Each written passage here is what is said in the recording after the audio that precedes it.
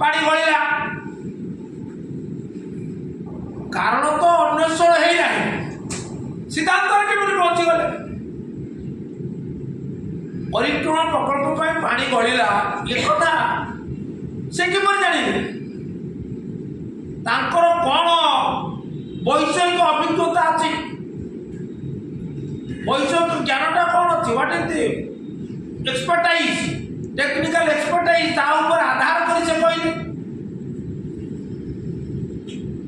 खाली माने जेटा पर्वत को ढेला बाइला वाली कथा ये कथा कहवा द्वारा कौन है वो पर वाक्य कह किंतु ये कथाटा कहवा केते दूर समीचीन विचार करिवे राज्यवासी परिक्रमा प्रकल्पटी को राज्य सरकार हाँ राज्य सरकार निष्पत्ति नेले तो धन्यवाद देवे तत्कालीन मुख्यमंत्री श्री नवीन पट्टनायक महोदय को तांकर एभली दूरदृष्टि संपन्न मंदिर निरापत्ता एवं यात्री मानकर सुविधा को प्रशस्त करने एभली एक निष्पत्ति नहीं पारिले नेबार साहस बांधि पारिले परिक्रमा प्रकल्प बंद करने आपण परोक्ष भाव उद्यम करते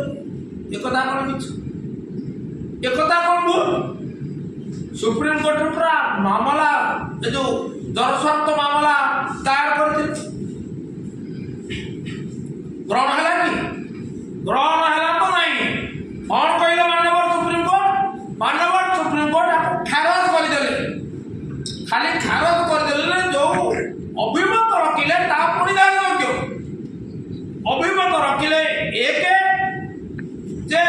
यह एक फ्रिवोलस अर्थात तुच्छा निरर्थक बाहुल्य अभियोग अर्थहीन अभियोग साधु शब्द कही गाँवली भाषा कहले तुच्छा कथा एक कहते मानव सर्वोच्च न्यायालय से अटकी गल ना तापर कहले एभली भाव तो छतु फुटिला भली जनस्वार्थ मामला सब आसुची केवल समय अपचय करा जनस्वार्थ मामला उपयुक्त नुहे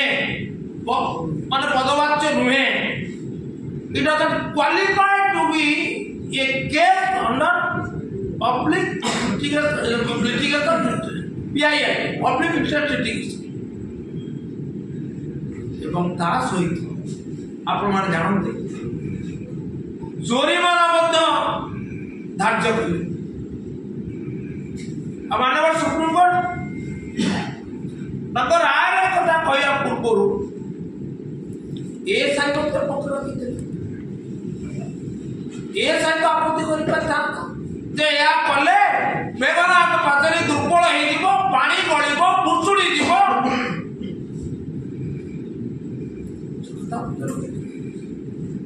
ए साइर मत शुणा जाए एवं जो मान तरफ प्रायोजित जनस्वार्थ मामला थिला से धुरीण व्यक्ति मानकर उन्नत मस्तिष्क जात थिबा समस्त विद्याबुद्धि को शुणी मानव सर्वोच्च न्यायालय परिक्रमा प्रकल्प सपक्ष राय देले राज्य सरकार उद्यम को अनुमोदन कले जहाँफल प्रकल्प कार्य आरंभ शेष